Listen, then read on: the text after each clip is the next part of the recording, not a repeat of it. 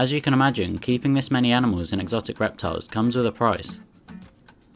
The price of upkeep.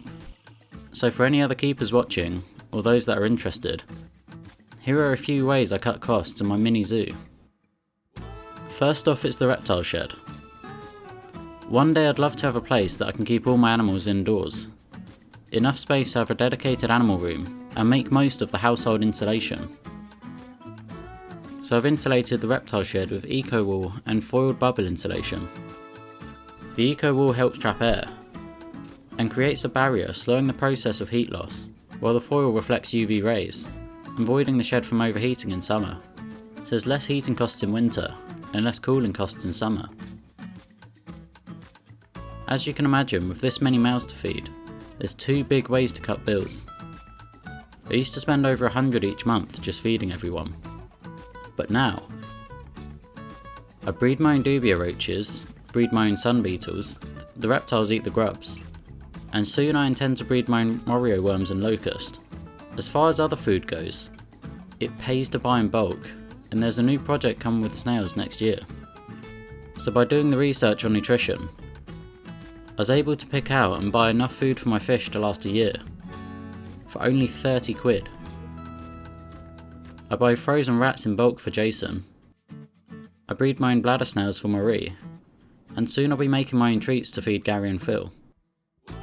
I still order flies and bean weevils for the geckos, locust for Roscoe and Charlie every month. There's more I can supply myself with, and some I just won't be able to. But it costs around £30 a month to feed everyone now, so that's a massive saving. I've been buying the plants from work that are destined for the bin for 50p a pop, and while some of them won't serve much use, some are too far gone and end up dying. But others, in their final days, pop out a pup or two. New plants for future builds.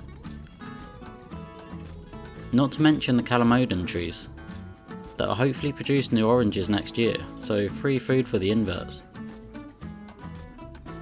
Even yucca plants on their way to the bin. All it takes is cutting the stems and propagating for a few weeks till there's new root growth. And then we've got 5 new plants for future builds. It's just knowing what to look out for. The fish I keep require soft water, and the water that comes out my tap is incredibly hard. And I know that sounds weird, but let me explain. Basically, this means my fish require water with very few minerals in, otherwise known as soft water. And because they naturally live in this water, the bodies are developed to draw in and hold on to as many nutrients and minerals as they can. The water that comes out the tap in my area is very hard, meaning it's stocked full of minerals. And in such, these soft water fish end up drawing in too many minerals, to the point their bodies hold on to too many and can't release them fast enough.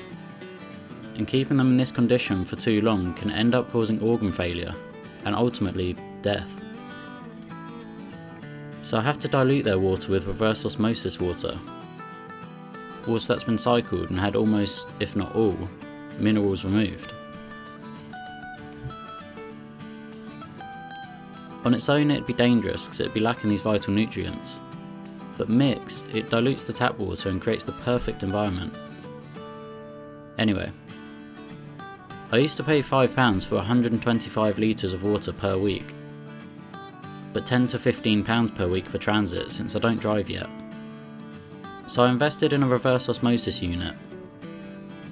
It simply links to my outdoor tap, runs to the shed, sorts the water which then runs into this 500 litre storage unit. My water bill's gone up a little bit, but only by a couple of quid, and my weekly payout for transit has completely vanished.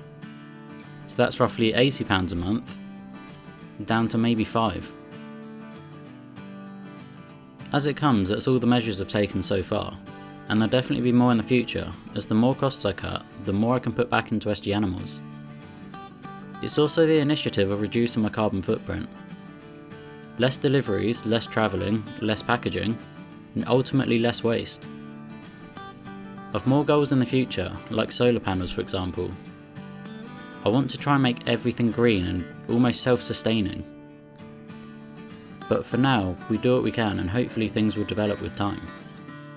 I suppose the goal for cutting costs in my mind is minimising the need to outsource to other people and businesses. Supplying myself with as much as I can is an easy way of self-sustaining and cutting out the middleman. It also means I can put myself in full control of quality. By breeding my own feeder insects, I know they've been raised with a great diet and great nutrition that they'll pass on to the reptiles. By cycling my own water, I know there's no contaminants or change in practice that might negatively affect the fish.